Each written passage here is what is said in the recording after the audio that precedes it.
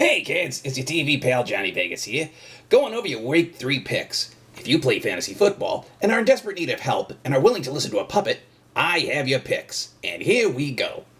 Quarterback, I'm really liking one quarterback above all the others this week, and that is the one and the only Mr. Matt Ryan. A 93.8% rating, a new coach, and a Cowboys team that's a little bit distracted with the loss of Tony Romo. He is a must-start. Put in Matt Ryan. Also, if you are taking a flyer on someone and looking for a nice quarterback to round out your positions, why not consider Brandon Weeden of the Dallas Cowboys? Of all the replacement QBs, he falls into the nicest situation. The best stadium, a great team, and an owner who's just loving and compassionate. He's got a great setup, and so could you if you pick up Brandon Weeden. Let's move to the running backs. The first two that I like this week are no-brainers. Adrian Peterson and CJ Anderson. Both are Tier 1 first-round picks and are must-starts. If you do not start them, just quit your league now. Go ahead, quit. There's a door. Go out. I'm also liking Joseph Randle because Joseph Randle is the football equivalent this week of your seat cushion on an airplane. In case of a crash, your seat cushion becomes a flotation device. In case your new quarterback bails, your running game becomes your salvation. And of the running backs, Joseph Randle has it the best. Same can be said for James Stocks, not as far as an emergency, but in being the best. It's a Monday night game. He's an elite quarterback who has been plagued with injuries and inconsistencies throughout the years. So I'm hoping that this time around on a Monday night scale, Jamal Charles will remind everyone why he is the man. Also, for those looking flyers, take a look up at Green Bay at a certain individual by the name of James Stocks. Because, I'll be honest, I don't know how hurt Eddie Lacy is. I know he's hurt enough to miss time, but I'm a little concerned that I don't know how he's going to be this week. So, he's not only a good handcuff, but he's also someone who you want to keep around year long in case Eddie Lacy's issues are more than we think. So, take a fly on James Stocks.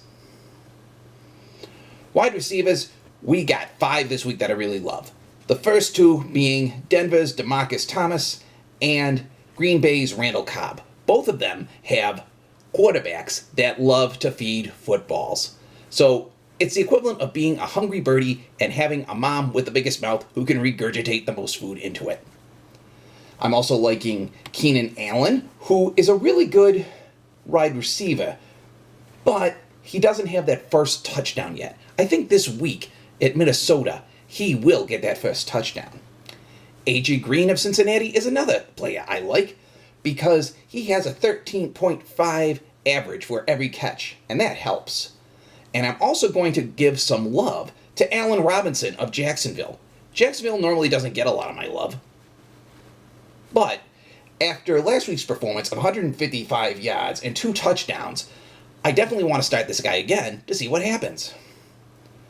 And for those looking for flyers, because trust me, you're looking for flyers, pay no attention to the person manipulating the puppet. For those looking for a good flyer, I would definitely look up Doug Baldwin of the Seattle Seahawks, because they're going up against the 31st ranked pass defense, and he's a rock solid guy. You want to get Doug Baldwin on a flyer. If you're looking for someone to beef up your wide receiver core or fill in that nasty flex spot, you want to go Doug Baldwin. Tight ends, there's no one I like better this week than Travis Kelce of the Kansas City Chiefs. Travis is facing a Monday night matchup in a week where Von Miller called him quote-unquote fake Gronk. I don't know about you, but I've been called fake before. Being a puppet, it happens. It's not nice. And if Travis Kelce is anything like me, he's going to take that insult and those hurt feelings and turn it into something else. Touchdowns! Travis Kelce. Now, here's also something for you all to consider. I'm very big on giving you all flyers because I want each and every one of you out there to succeed. In the tight end position, there are 3 good producers that in most leagues are not owned at all. You're going to want to look at these guys. Pittsburgh's Heath Miller, Detroit's Eric Ebron, and Baltimore's Crockett Gilmore. Check them out. If you're looking to spice up your tight end collection, consider these three: Heath Miller, Eric Ebron, Crockett Gilmore. And finally, let's go to the defense and special teams you want to look at this week. Must start is the Houston Texans. You have a team of great defenders, least of which is not J.J. Watt. You have Tampa Bay in your home, and a quarterback that's easily rattled.